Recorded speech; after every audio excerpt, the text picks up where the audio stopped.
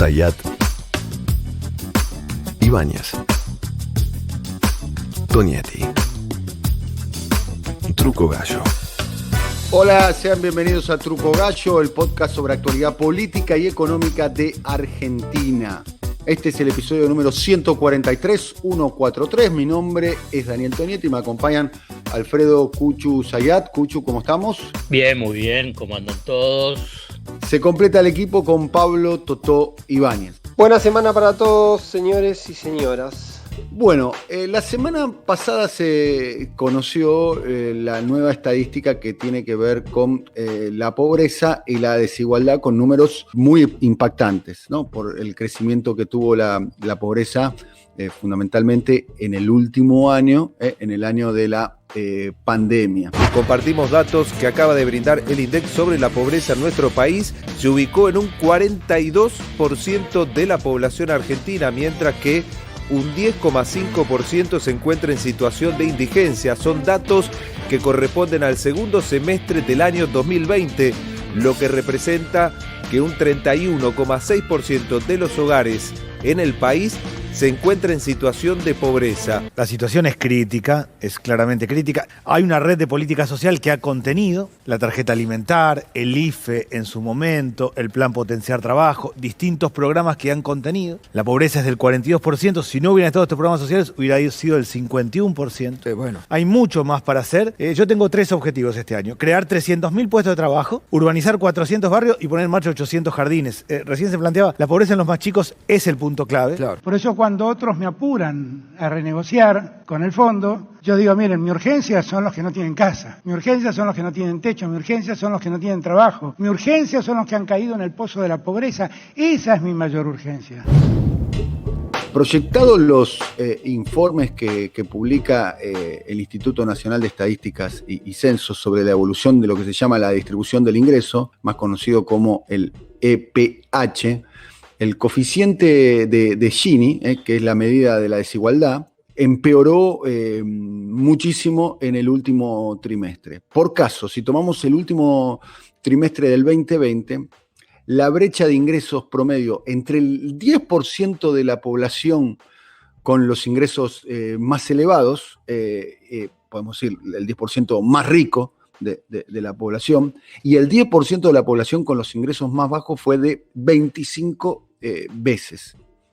Y si extendemos un poquitito más el porcentaje, el 20% más rico de la población, escuchen este número, digamos, el 20% más rico de la población obtuvo el 54,1% de los ingresos y el 49,9%, la otra mitad, se lo repartió el 80% restante de la población. Esta situación de desigualdad afecta en mayor medida incluso a las mujeres. Los varones obtienen ingresos promedio 29% superior a los ingresos de las mujeres. Lo más impactante de todos los números que se conocieron, es la pobreza en los menores de 14 años. El 57 de cada 100 niños y niñas jóvenes menores de 14 años pertenecen a un hogar pobre. O sea, 57 de cada 100, 57%. Bueno, Alfredo. A mí me parece muy importante, digamos, este episodio de Truco Gallo, no solo por el tema en sí, sino porque nosotros continuamos hablando sobre el tema. ¿Qué quiero decir? Cuando salen los datos de pobreza e indigencia distribuidos por el INDEC, ese día aparecen titulares, notas, análisis, aparecen las voces de la indignación, válida indignación para algunos, falsa indignación para otros, pero con los números de pobreza. Y después, sobre el debate sobre los niveles de pobreza e indigencia, desaparecen. ¿Qué es lo que quiero decir? No es que el tema no está, el tema es abordado con políticas asistencialistas. A ver, ¿qué es lo que se puede hacer para que estén en mejor situación y no estén en una situación dramática? No, un debate profundo, económico, social, político, cultural sobre cómo bajar sustancialmente la pobreza. A ver, a nivel de número, vos diste varios, déjame sumar solo uno más. El 42% de la población por ingresos es pobre, porque lo que mide el INDEC es pobreza por ingresos.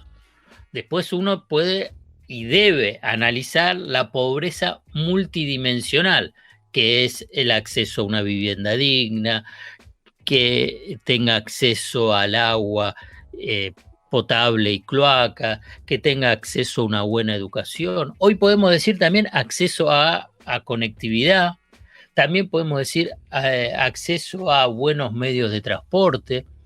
Entonces, esa pobreza multidimensional no está en estos numeritos, pero que me parece que es una cuestión estructural.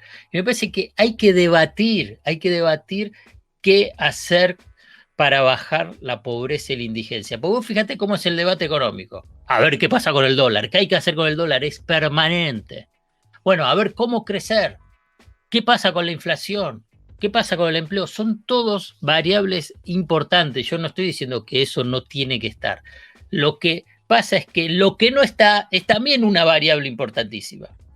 Y hasta yo creo que con un desafío en términos sociales y políticos aún mayor, que es el tema qué hacer con la pobreza y la indigencia.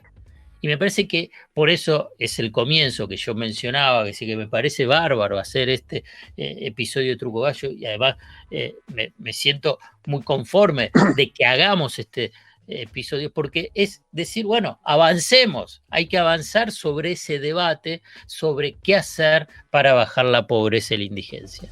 Alfredo escribió una nota en página 2 el 4 de abril que se llama ¿Qué hacer para bajar la pobreza e indigencia? Y también eso replicó en una columna de opinión en el diario AR de Juan Grabois, cuyo título es Ni piloto automático, ni rebote milagroso.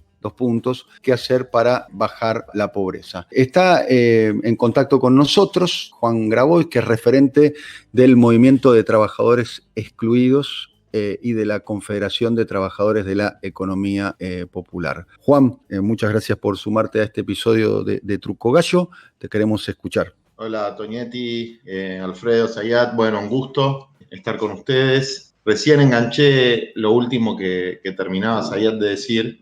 Y efectivamente parece que hay algo que está fuera de la discusión, ¿no? Que está fuera del debate. Es como que nos escudamos en un término que es el de problemas estructurales. Entonces, la palabra estructural ya hace que el gobernante tenga un escudo para decir, bueno, ese estructural no lo puedo resolver. Y yo antes de que saliera la encuesta de pobreza vi otra que explica mejor la situación todavía que la de pobreza, que es la del mercado de trabajo. ¿Por qué? Porque la forma de obtención de ingresos, ¿no? Pues estamos hablando de pobreza por ingresos, o sea, plata, es un problema de plata. Lo primero que hay que entender es que el problema de lo del INDEC, es un problema de plata, de cuánta plata tenés en el bolsillo. Después hay otros problemas, pero es un problema de plata.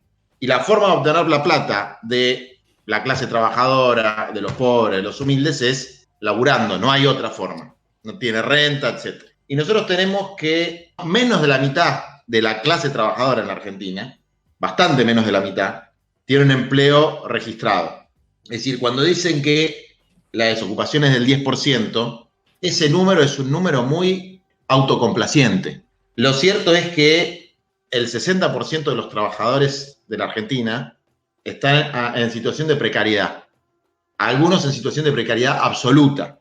Entre los que están en situación de precariedad absoluta, hay por lo menos 6 millones que laburan sin patrón, es decir, por cuenta propia, y son pobres.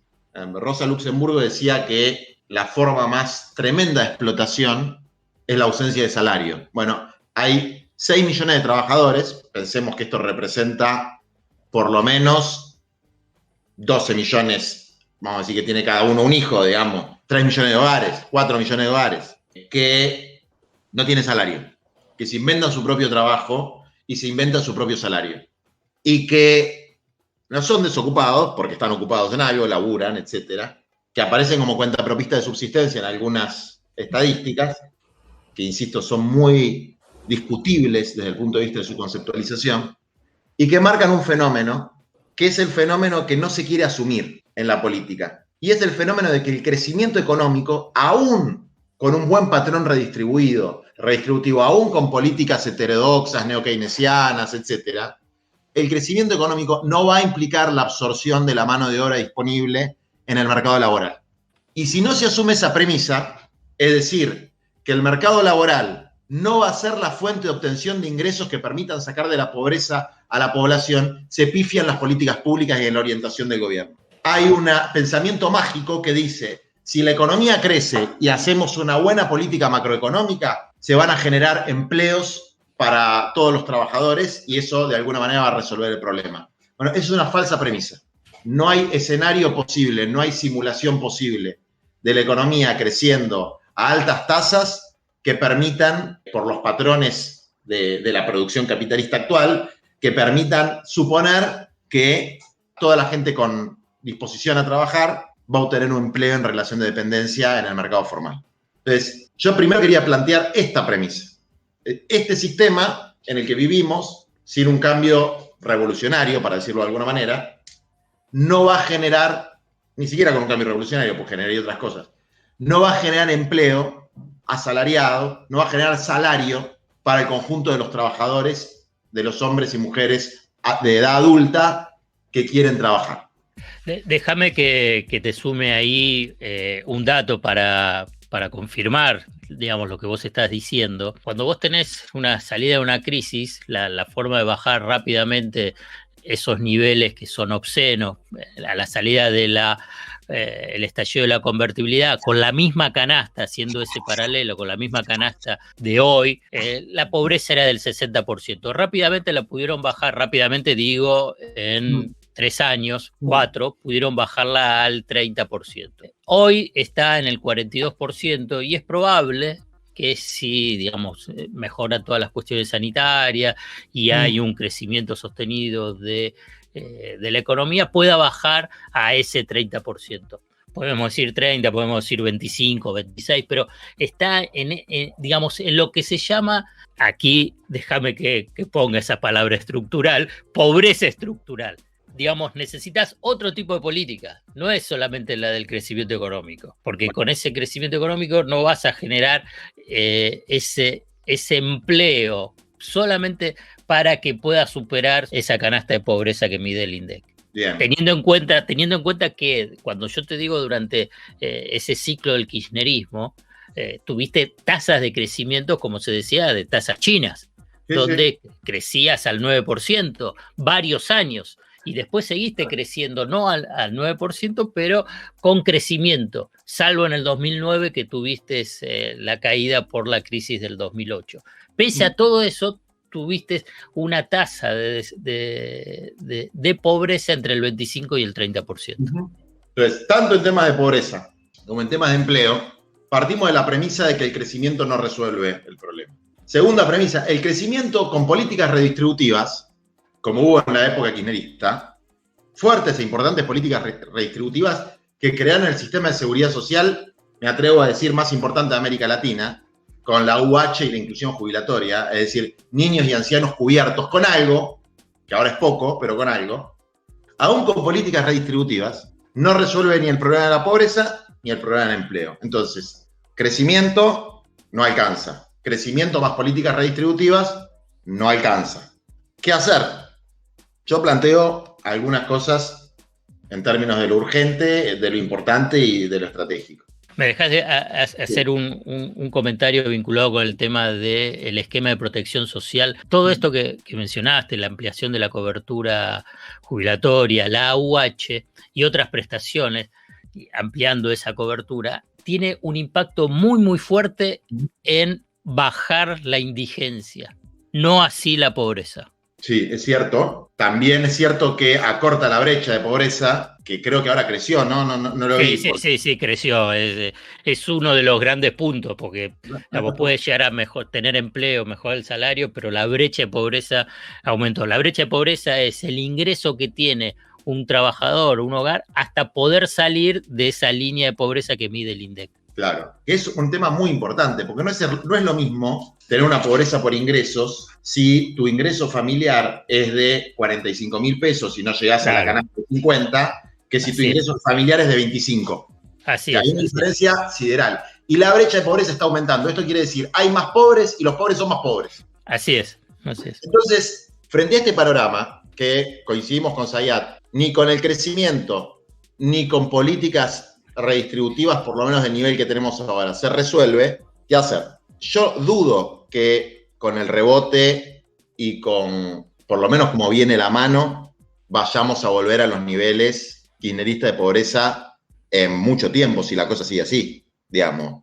Si el gobierno no empieza a ajustar un poco las cuerdas y a trabajar más seriamente con este tema, porque a mí el problema principal que veo, y creo que Alfredo lo marcó justo antes de que yo empezaba a hablar, es que en los altos niveles de gobierno, este tema se trata con un nivel de ligereza, de improvisación, de falta de rigor científico y de falta de conocimiento territorial y de la realidad cotidiana, si se quiere. O sea, ni nivel científico académico, ni discusión profunda, ni conocimiento de la realidad, que a mí me preocupa sustancialmente y hace que mis críticas sean tan duras, aún siendo parte del Frente de Todos y orgullosamente parte del Frente de Todos. Pablo Ibáñez te saluda, ¿cómo andás? ¿Bien? Pablo, ¿qué decís? Vos sabés que, porque justo había visto algunas, leí atentamente, como también leí lo de Alfredo, pero leí atentamente este planteo que vos le planteás como una cuestión incómoda y va casi a la cuestión del eje del sistema occidental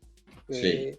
genérico. Ahora, y también el debate hacia adentro. Yo a veces tengo la impresión, hacia adentro digo del Frente de Todos, como que hay una tensión ahí. Yo no sé si esa tensión que vos la manifestás con tus definiciones, con tus planteos duros. El otro día particularmente vi un segmento de algo que dijiste de Guzmán, una serie de apreciaciones sobre Guzmán, pero entendiendo que él tiene una lógica de formación que está dentro de los parámetros que vos cuestionás, digamos. Vos decís, es un tipo noble, es un tipo honesto, trabajador, pero tiene otro chip de alguna manera para abordar el sistema. La pregunta acá voy casi porque me parece que cruza todo el gobierno y todo el Frente de Todos. ¿Hay un debate, vos advertís que hay un debate sobre el abordaje de esto o de alguna manera te sentís en medio de un solitario tirando piedras y la discusión dentro de la política y dentro del Frente de Todos pasa por otro lado? No hay ningún debate profundo. A ver, acá se sacó el IFE, que es una medida mediocre. Se sacó el IFE de golpe y porrazo y no se planteó ninguna política sustitutiva. Y eso es criminal, porque fue una decisión deliberada de mandar a 2 o 3 millones de personas más a la pobreza. ¿Por qué digo esto? Yo esto lo discutí, no voy a decir con quiénes, pero a niveles altos. En un momento, cuando el día que se anunció que se acababa el IFE, yo hice una crítica muy fuerte también de qué carajo estaba haciendo el gobierno. Y la respuesta que me dieron es, mirá lo que está haciendo el gobierno. Y me mandaron un cuadrito que había hecho la Universidad Católica, el Observatorio de la Pobreza, que decía, ¿qué hubiese pasado si no hubiese estado el IFE?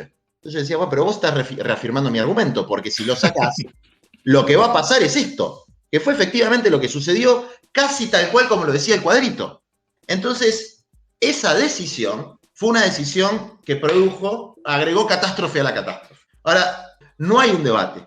Entonces, lo que planteó Zayat en la nota y lo que yo trato de plantear es, hermano, yo no sé si lo que digo yo está bien o está mal, pero discútanlo, porque esto se va a la mierda, digamos. Tiren una, que se les caiga una idea, o que, si no sabes cómo es la cuestión, y te lo digo porque soy parte de ese proceso, vamos a estar en un corsódromo de movilizaciones sociales para pedir cupos en las magras políticas de empleo que hay.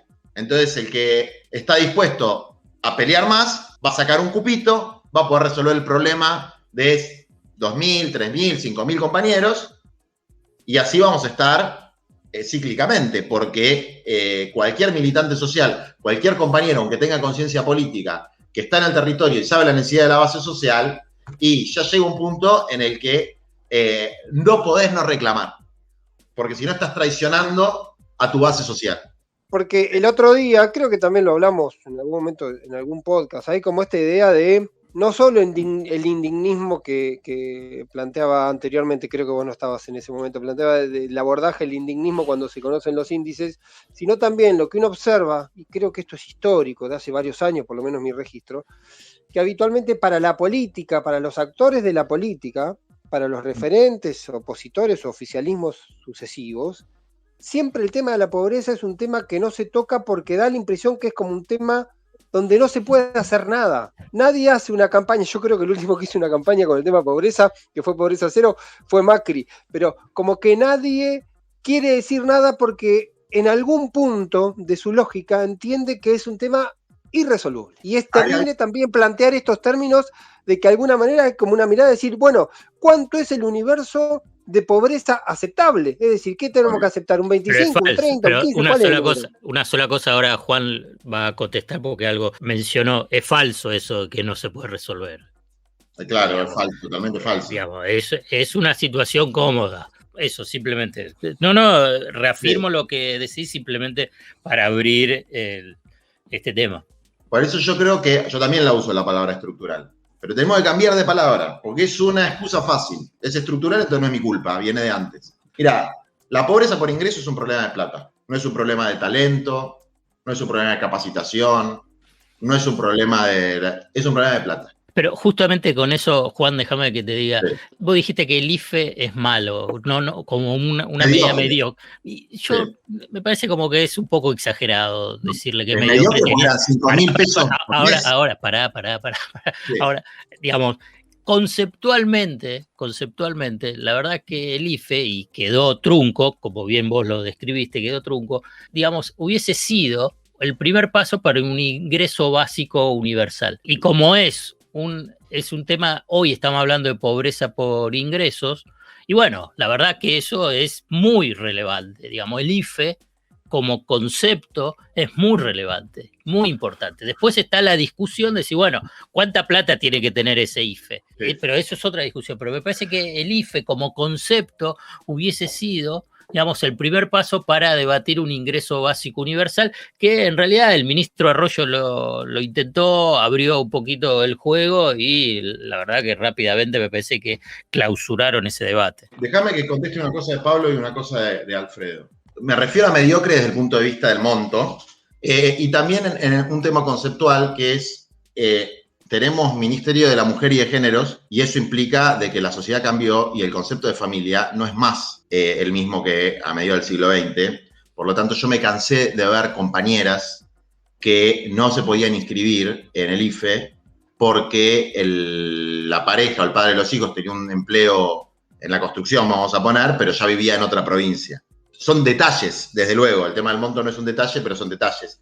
La propuesta de un ingreso universal equivalente a la canasta de indigencia, que hoy son 7.900 pesos, es absolutamente viable en términos macroeconómicos. Hoy, sí, digamos, sí. Es absolutamente viable. ¿Estás de acuerdo con eso, Alfredo? Sí, claro que sí. Entonces, ahí hay una pelea que hay que dar primero conceptualmente, antes de ver dónde sale la guita. Porque todavía hay gente que te dice que hay gente en nuestro campo político, no me refiero a los gorilas, que eso de darle plata a los pobres, que fomenta la vagancia, que pelotudeces de ese tipo, digamos. Hay gente que todavía te dice eso. No es que te dicen, no, mirá, está buenísimo, hay que hacerlo, pero no nos alcanza. Hay gente que te sigue dando argumentos filosóficos, teológicos y antropológicos de por qué no resolver un problema de plata con plata, ¿no? Entonces, ahí hay una primera cuestión que hay que definir, que es, yo no sé si esto resuelve la pobreza, pero resuelve la indigencia, claramente, sí. Que es el peor de los mundos, y una parte considerable de la pobreza. O te achica la brecha de pobreza, que no es menor eso. Pero además, eso genera encender la economía desde abajo, eso es empezar por los últimos para llegar a todos, y eso además es, y esto no me lo dijo el Che Guevara, me lo dijo un señor que se llama Manes, que es un neurólogo, y después lo estudié bastante, que cuando vos no tenés un mango en el bolsillo, tu mente está únicamente concentrada en conseguir el alimento. Entonces, todo el resto de tu vida se deteriora emocionalmente, el orden y la limpieza de la casa, el cuidado de los chicos, la violencia intrafamiliar, porque no tenés un pisito. Entonces, hay una situación en la que hay que asumir, hoy hagamos toda la filosofía sobre que el trabajo dignifica y qué es trabajo y qué, todo lo que quieran, pero hoy para resolver este problema, la herramienta que hay es esta, y es cierto que el ingreso familiar de emergencia fue el antecedente. Y es cierto que el camino va por ahí, y es cierto que lo demás son cuestiones de un cierto detalle de cuál es el monto, que no es poca cosa, y cuál es el mejor mecanismo de implementación, si tiene que ser familiar o tiene que ser individual. Pero tendría que haber un piso de consenso de que por lo menos hay 8.9 millones de hombres y mujeres en edad de trabajar, es decir, entre 18 y 65 años, es decir, que no están ni cubiertos por AUH ni por inclusión jubilatoria, que tienen que tener una transferencia de ingreso directo del Estado de naturaleza permanente. ¿Que no tienen nada, Juan, decís vos ahora? Sí tienen, ¿o no? No tienen nada. Vos para entrar al ingreso familiar de emergencia tenías que ser pobre de toda pobreza, es decir, no tener empleo registrado, bueno. Y existe un aparatito en el Estado que se llama Sintis, que además te cruza el patrimonio. Es decir, que ponele que no tenés ingreso registrado, pero tenés patrimonio, bueno, a ese no. Igual el número te da 8.9. Hoy hay 12 millones de hombres y mujeres en edad de trabajar que son pobres, digamos, ¿no? Sin contar los niños estoy hablando. Te pregunto esto porque no quiero entrar en una cuestión de números, pero porque también está, de hecho, la otra vez en un momento hablando con Emilio Persi, con una nota que le hice, él hablaba de que había, si no me equivoco, un 6% del PBI que se destinaba, o casi 7%, incluyendo el sistema previsional y todo el tema de asistencia, y con ese volumen da la impresión, de hecho, creo que vos el ingreso de emergencia universal que planteás lo proyectás en 2.4 del PBI, pero da la impresión que haya todavía un universo tan grande de gente que no tenga ningún tipo de asistencia. Sí, bueno, eso sí. ¿Por qué? Porque vos te decís, bueno, pero tienen la UH. Sí, pero la UH te cubre el pibe. Y hasta ahí. Después hay un montón de discusiones, que incluso yo con Emilio tengo contradicciones en ese punto. Con Emilio fundamos la CETEP, y el planteo de la CETEP era que inevitablemente había que crear un sistema laboral B, ¿no? Estaba el sistema A y había que crear un sistema laboral B, que lo llamamos economía popular. Sí. Esa es otra discusión, ¿no? Que después, si quieren, si tenemos tiempo, la charlamos. Me acordé de lo anterior, que vos decías que en algún momento Arroyo lo empezó a plantear. Bueno, insisto, se plantean las cosas con un nivel de improvisación y ligereza, no me refiero a Arroyo ni a nada en particular, pero como si quienes gobiernan fueran panelistas de estuvieran hablando de un podcast, digamos. Yo te puedo asegurar que no hay un espacio donde esté el presidente, jefe de gabinete, 2 o 3 ministros que se pongan a analizar dato por dato y a tomar una definición política correcta sobre este tema, y que la política social, lamentablemente, se va a definir al calor de la conflictividad. Se va a definir a partir de la presión que generan los sectores populares para recibir un pedazo de la torta. Lamentablemente, porque si, como vos decías también, en la política, o no sé si Alfredo, está como el casetito de que como esto no se puede resolver, mejor no hablamos, la política no sirve para un carajo, digamos, pues la política está para transformar la vida, sobre todo de los que más sufren. Hacemos un punto y terminamos la primera parte de este episodio de Truco Gallo, hablando de desigualdad, riqueza y pobreza con Juan Grabois.